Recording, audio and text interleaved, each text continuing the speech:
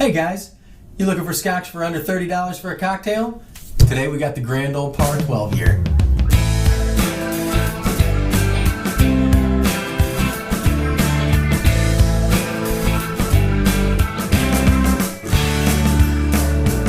Hey guys, how you doing? What's going on, guys? So we were lucky enough to have gifted to us a bottle of this Old Parr 12 year.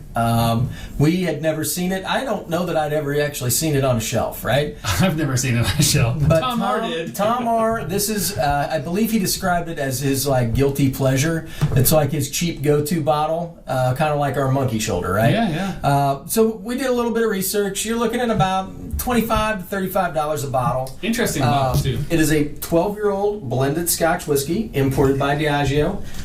From what I saw, you can't get this in the UK, which I find kind of hilarious, right?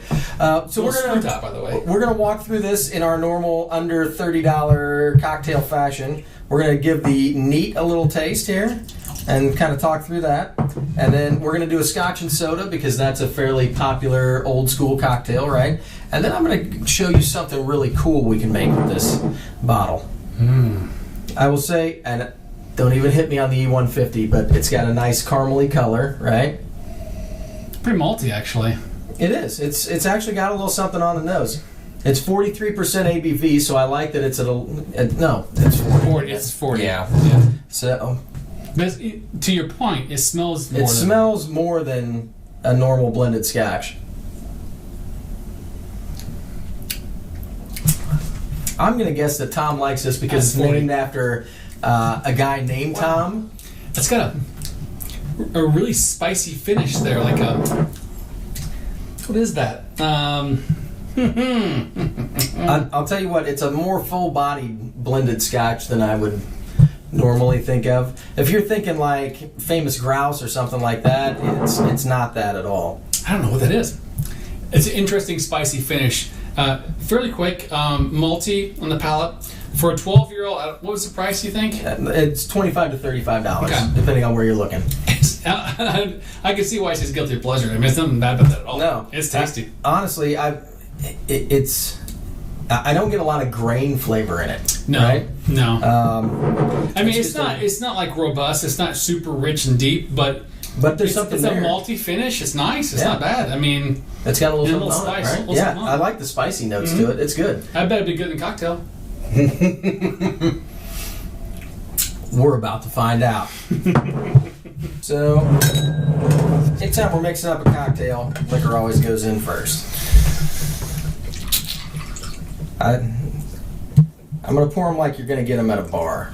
I'm not going to pour them like I would actually make them here if you were drinking at my bar. You want this next? Yep. A little bit slowly.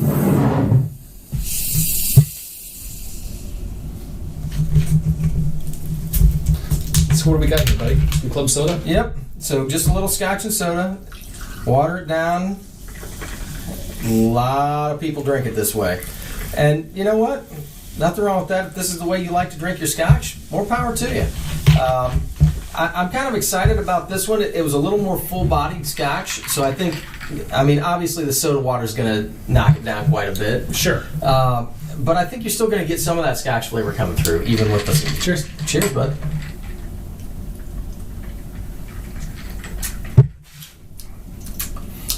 You know That's watered down.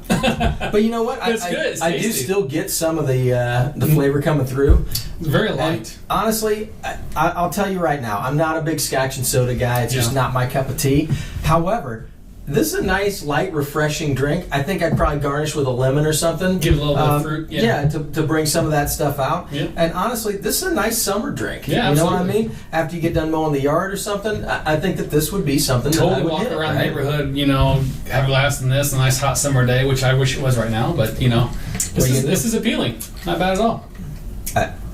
I kind of have to take back some of what I say about Scotch and sodas. I think you're right. I think a little bit of lemon or maybe even orange would be really nice in there to give it a little bit. Bring out some of that citrusy stuff going on. So, Scotch and soda, you know what? Not bad. The Old Parr so far, neat. Yeah. Scotch and soda, both very good. Not bad. But here's what we're going to do. We're going to kick it up a notch. Oh, I can't wait. I've got one of your favorite cocktails. Really? We are going to learn how to make a penicillin today. Like Mikey? Like Mikey. Oh. Drew, you ready to learn how to make a penicillin? Yeah, I'm excited for this, actually. All right. So we got a couple of things going on here. You got your glasses. Wait, what happened to our water? Oh, the water turned dark. The milk's gone bad. The milk's gone bad. So you only need 4 ingredients for a penicillin. Okay. All right. You need a blended Scotch. And you don't have to go crazy on it, but I think this will make an excellent penicillin because it's a full-bodied Scotch. Now, right? correct me if I'm wrong, the penicillin in New York we had was Compass Box. Yes. It was and smoky. the original recipe was made with Compass Box whiskeys. That's what it was built around. Gotcha. But not everybody has Compass Box sitting on their shelf. And I think that the main ingredient, you're going to put 2 ounces of Scotch in this drink. Okay. I think you're going to want something that's a little more full-bodied. So something like this or a monkey shoulder that's got a little something to it is what you're kind of looking for, right? Okay. So we're going to start with this. So what is a penicillin? So this is a classic drink, Okay. invented in New York City, based around our friend from Compass Box, his whiskeys. Gotcha. Right? So John Glaser came to New York. We got to talk to him at the Spaniard, where he was talking about the story of the Spaniard. So we got to talk to John, and that was really cool. And while we were there at the Spaniard, the bar, we met the owner, Mikey, who was just a super nice guy. Great guy. And so one of his friends was the guy who invented this drink. And so he made a penicillin at the bar so we could have a cocktail while we were waiting for John to get there. And it's just one of those drinks that's just, even Scotch, people that don't like Scotch, this is their drink. I think my wife will like this drink. I told her we're going to find out. We're going to find out for sure. We'll film her because I think she's not like Scotch. I think she will like this drink. It was so good, refreshing. It was sweet. It was delicious. The Scotch to it. It's everything you love. I'm excited to try it because I have not had one since. So tell me what's going on. All right. So we've got 4 ingredients in this penicillin. All right. We've got a blended Scotch. Okay. Okay. We got fresh lemon juice. And not water. No. New York water. New York water. So this is a honey ginger syrup. Now, that looked like it took some time to make that. About 10 minutes. Oh. All right. You only need 3 ingredients. You need honey, you need fresh ginger, and you need water. All right. You're going to get a saucepan. You're going to put equal parts water and honey together, mix them up, stir them up, and then you're going to get some fresh ginger.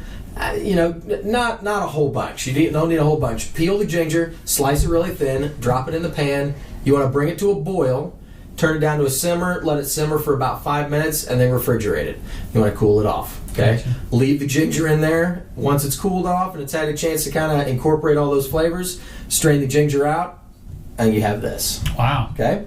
So it's really not hard, but you do have to think ahead a little bit. It's an important ingredient. It is indeed. And then there's one final ingredient. Okay. We need an Islay Scotch. So do we have anything back here that we could possibly use? Possibly. I don't know. You know what I'm actually thinking is this bottle right here. Oh, I think that's a great choice. So Ardbeg 10. A little toupee. A little toupee. So you're not going to use very much of this. It's going to go on top of the drink. All right. So let me walk you through how we're going to do this. All right, let's do it. The penicillin. First, you need some ice in your shaker.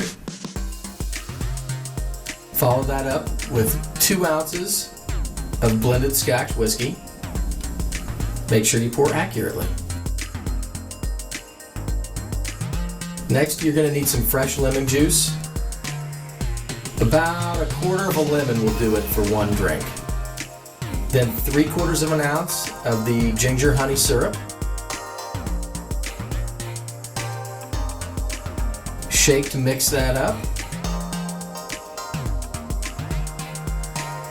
And then pour over ice in your cocktail glass.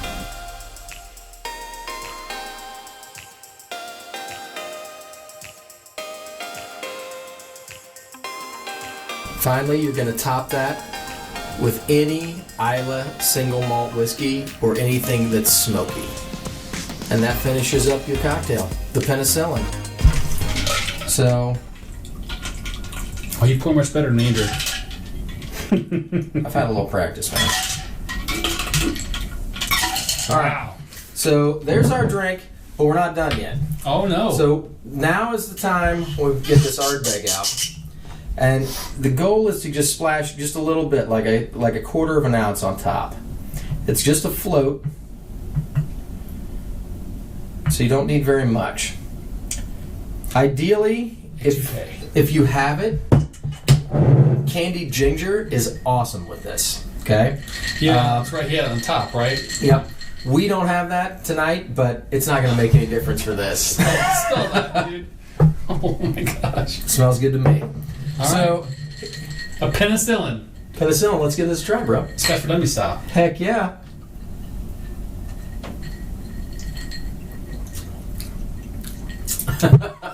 How'd that work out?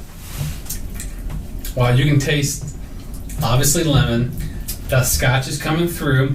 A little hint of the Ardbeg on top. Right there, this little smokiness. It's just a little smoke, but not over the top, right? And then you get that ginger popping through.